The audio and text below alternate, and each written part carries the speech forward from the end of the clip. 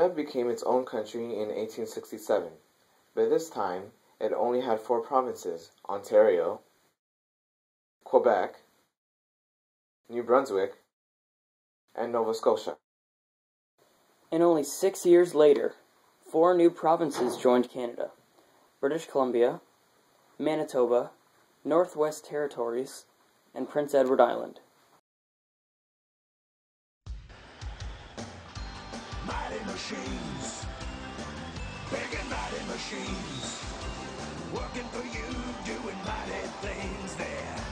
Mighty machines, lifting and pulling and flying so high, building a building up to the sky. You can watch them all day and never know why they're mighty machines. Hear them roar, watch them soar, sit right down and see. There are stories to enjoy for every girl and boy. Mighty machines, big and mighty machines, working for you, doing mighty things there.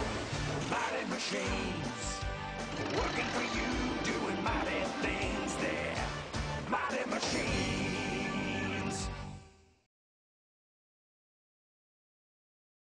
In early 1900s, a number of Black Americans moved north to Canada's west from the state of Oklahoma.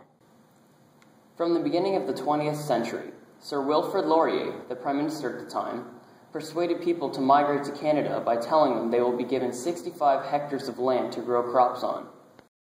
In 1912, the Titanic sank on her maiden voyage from Southampton to New York. In 1913, Ford introduced an assembly line which sped up the production of cars. They can now produce a car every 2.5 minutes. When the Naval Service Bill was created, it stated that Canada would have its own army, but it would fight alongside Britain during an emergency. Reciprocity was another big problem for the Laurier government. Reciprocity is an agreement between 2 countries to trade certain products without tariffs. In 1910, a large group of Western farmers demonstrated on Parliament Hill in Ottawa. Dubbed the War to End All Wars, the First World War can arguably be traced back to one moment that set off a series of deadly consequences. The event that sparked the First World War was the murder of the heir to the Austro-Hungarian throne. On June 28, 1914, Archduke Franz Ferdinand and his wife were shot and killed in the Bosnian capital of Sarajevo. The man who fired the shots was Gavrilo Princip. This assassin and his accomplices were members of a larger movement that wished to break free from Austria-Hungary and create an independent Yugoslavia. Starting something far bigger than anyone could have anticipated, Ferdinand's assassination initiated a chain of events leading to one of the largest and deadliest conflicts in world history. Shortly after the Archduke's assassination, Austria-Hungary issued an ultimatum to Serbia. This attempt to exert control over the Balkans was also an effort to crush the nationalist movement responsible for the death. Unsatisfied with the response, Austria-Hungary declared war against Serbia on July 28, 1914, exactly 1 month after the assassination. While the trigger for the war is considered by many to be the Archduke's assassination, there were several other long-term causes at play in Europe in the years leading to it. Some historians have identified imperialism as a primary cause of World War I. Throughout the 19th century, tensions between European powers surfaced. New control of foreign resources, markets, and people by France, the United Kingdom, and other countries were the root of this tension. Meanwhile, natural resources throughout Europe were dwindling. This caused some countries to seek new territory. Many people called World War I the war to end all wars. It was fought with modern deadly weapons such as machine guns, poison gas, tanks, submarines, and airplanes. This war was like no other.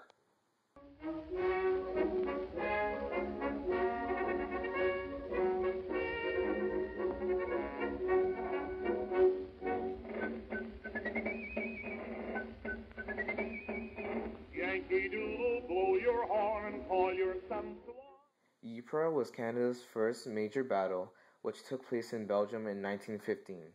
In this battle, Canadian troops were sent to hold up 3.5 kilometers of the front line under heavy German attack. Sadly, the Germans surprised the Canadian troops with poison gas. 1 in 5 men were killed/wounded. The ones that were not hurt had to urinate on handkerchiefs and covered their faces with it because the urine neutralized the poison gas.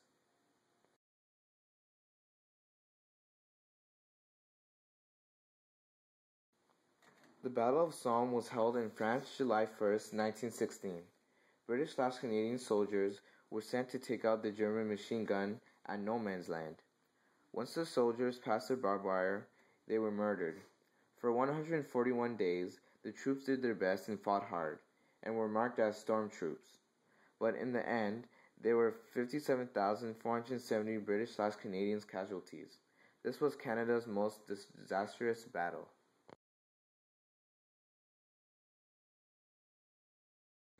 In February 1917, General Arthur Currie was given orders to capture Vimy Ridge. His plan was to follow a massive barrage of artillery fire and overtake the ridge. His plan was successful. Because of this, he was the first Canadian promoted to rank of general. This was a turning point in the war and Canada as a nation.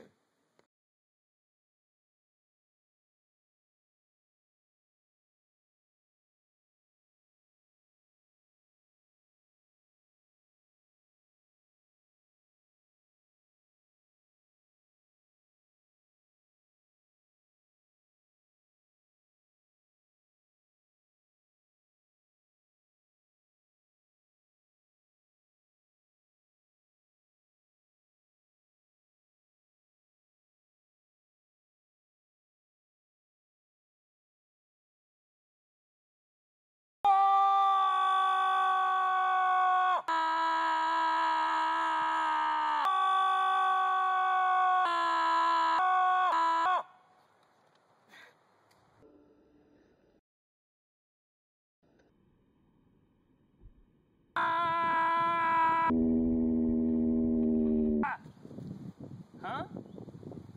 For Mother Canada! Tell Elizabeth I love her!